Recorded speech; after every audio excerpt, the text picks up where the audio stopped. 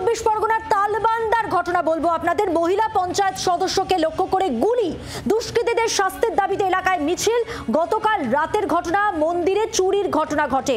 খবর পেয়ে একজনকে ধরে ফেলা হয়। খবর পেয়ে ঘটনাস্থলে নিউ ব্যারাকপুর থানার পুলিশ। সব মিলিয়ে দুষ্কৃতীদের আরো একটা তাণ্ডবের ছবি আপনাদের সামনে তুলে ধরবো, যেখানে উত্তর চব্বিশ পরগনার তালবান্দায় এক মহিলা পঞ্চায়েত সদস্যকে লক্ষ্য করে গুলি চালায় দুষ্কৃতীরা। আর এই দুষ্কৃতীদের শাস্তির দাবিতে এলাকায় মিছিল। গতকাল রাতে মন্দিরে চুরির ঘটনা ঘটে। খবর পেয়ে একজনকে ধরে ফেলা হয়। খবর পেয়ে ঘটনাস্থলে যায় নিউ ব্যারাকপুর থানার পুলিশ। সব মিলিয়ে এই ঘটনা কি কারণে, সেই নিয়ে তদন্ত শুরু হয়েছে। উত্তর চব্বিশ পরগনার তালবান্দার ঘটনা, মন্দিরে চুরির ঘটনার সঙ্গে মহিলা পঞ্চায়েত সদস্য, তাকে লক্ষ্য করে গুলি চালায় দুষ্কৃতীরা।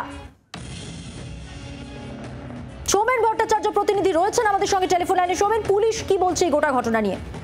দেখো, এখনো পর্যন্ত পুলিশ সূত্রে যেমনটা জানা যাচ্ছে যে গতকাল বেশ কয়েকজন মন্দিরে কিন্তু চুরির ঘটনা ঘটানোর সময় আসে। সেই সময় হঠাৎই সেখানকার পঞ্চায়েত সদস্য তিনি কিন্তু প্রতিবাদ করেন, যে তিনি যখন ঘটনাস্থলে যায় এবং বেশ কয়েকজন বাইক নিয়ে সেখানে পৌঁছায় এবং তাকে লক্ষ্য করে কিন্তু গুলি চালানোর মতো ঘটনা ঘটে। এই ঘটনার এই মুহূর্তে কিন্তু তদন্তে নেমে একজনকে পুলিশ অ্যারেস্ট করেছে এবং মূল পান্ডা এখনো কিন্তু অধরা, তারও সন্ধান চালানো হচ্ছে বলে পুলিশ সূত্রে জানা যাচ্ছে।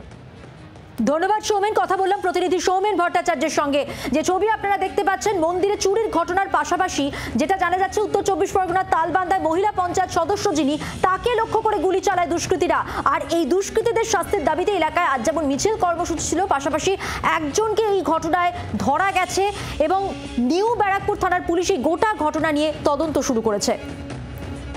দুটো ছবি পাশাপাশি আপনাদের দেখাচ্ছি। একটু আগে ব্যারাকপুরে যে ঘটনা ঘটেছে, শূন্যে 3 রাউন্ড গুলি চালানো হয়েছে, চালিয়েছে 3 জন মত্ত যুবক, যাদের ইতিমধ্যে অ্যারেস্ট করা হয়েছে। পাশাপাশি তালবান্দার ঘটনা, যেখানে পঞ্চায়েত সদস্যকে গুলি।